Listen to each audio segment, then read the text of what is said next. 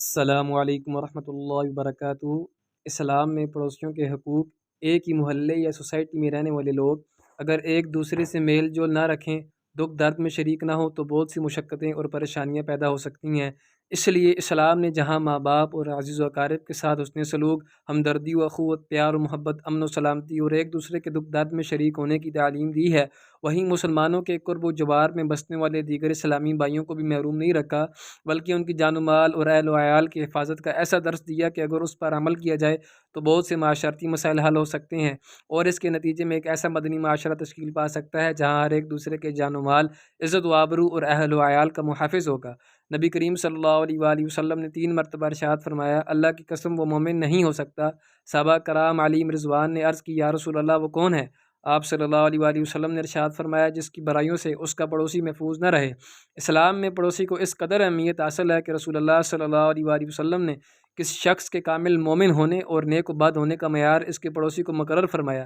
چنانچہ ایک شخص نے عرض کی، یا رسول اللہ مجھے ایسا عمل بتائیے کہ جس سے میں جنت میں داخل ہو جاؤں۔ تو رسول اللہ صلی اللہ علیہ وآلہ وسلم نے ارشاد فرمایا، نیک بن جاؤ۔ اس نے عرض کی، مجھے اپنے نیک بن جانے کا علم کیسے ہوگا؟ آپ صلی اللہ علیہ وآلہ وسلم نے ارشاد فرمایا، اپنے پڑوسیوں سے پوچھو، اگر وہ تمہیں نیک کہیں تو تم نیک ہو، اور اگر وہ برا کہیں تو تم برے ہو۔ اسلام کی پاکیزہ تعلیمات ایسے شخص کو کامل ایمان والا قرار نہیں دیتی کہ جو خود تو پیٹ بھر کر سو جائے اور اس کے پڑوس میں بچے بھوکے و پیاس سے بلبلاتے رہیں۔ چنانچہ فرمان مصطفیٰ صلی اللہ علیہ وآلہ وسلم ہے، جو خود شکم سیر ہو اور اس کا پڑوسی بھوکا ہو وہ ایماندار نہیں۔ پڑوسیوں سے حسن سلوک تکمیل ایمان کا ذریعہ، جبکہ انہیں ستانا، تکلیف پہنچانا، بدسلوکی کے ذریعے ان کی زندگی کو اجیرن بنا دینا، دنیا و آخرت میں نقصان کا حقدار بننا اور رسول اللہ صلی اللہ علیہ وآلہ وسلم کو تکلیف پہنچانے کے مترادف ہے۔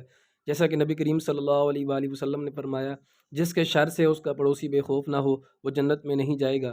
پڑوسی کے حقوق بیان فرماتے ہوئے نبی کریم صلی اللہ علیہ وآلہ وسلم نے فرمایا، اگر وہ بیمار ہو تو اس کی عیادت کرو، اگر وہ فوت ہو جائے تو اس کے جنازے میں شرکت کرو، اگر قرض مانگے تو اسے قرضہ دے دو، اور اگر وہ عیب دار ہو جائے تو اس کی پردہ پوشی کرو۔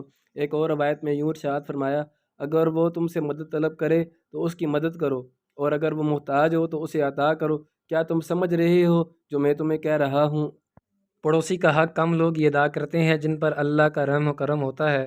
ایک اور روایت میں فرمایا، اگر وہ تنگ دست ہو جائے تو اسے تسلی دو، اگر اسے خوشی حاصل ہو تو مبارکباد دو، اگر اسے مصیبت پہنچے تو اس سے تعزیت کرو، اگر وہ مر جائے تو اس کے جنازے میں شرکت کرو، اس کی اجازت کے بغیر اس کے گھر سے اونچی عمارت بنا کر اس سے ہوا نہ روکو، سالن کی خوشبو سے اسے تکلیف نہ پہنچاؤ۔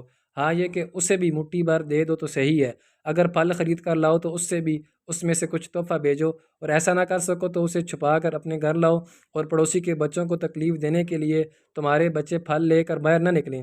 بسا اوقات پڑوسی سے کتنا ہی اچھا سلوک کیا جائے وہ احسان ماننے کے بجائے پریشان ہی کرتا رہتا ہے۔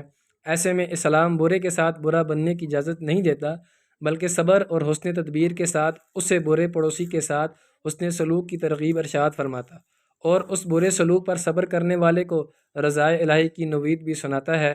معاشرے کو پرسکون اور امن و سلامتی کا گہوارہ بنانے کے لیے پڑوسیوں کے متعلق اسلام کے احکامات پر عمل کیا جائے تو ہر ایک اپنی عزت و آبرو اور جان و مال کو محفوظ سمجھنے لگے گا۔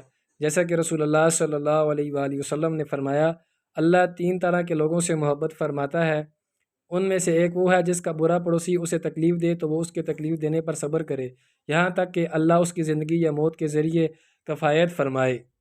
اللہ تعالیٰ اس پر عمل اور سمجھ کی توفیق نصیب فرمائے۔ ملتے ہیں اگلی ویڈیو میں، تب تک کے لیے اللہ حافظ۔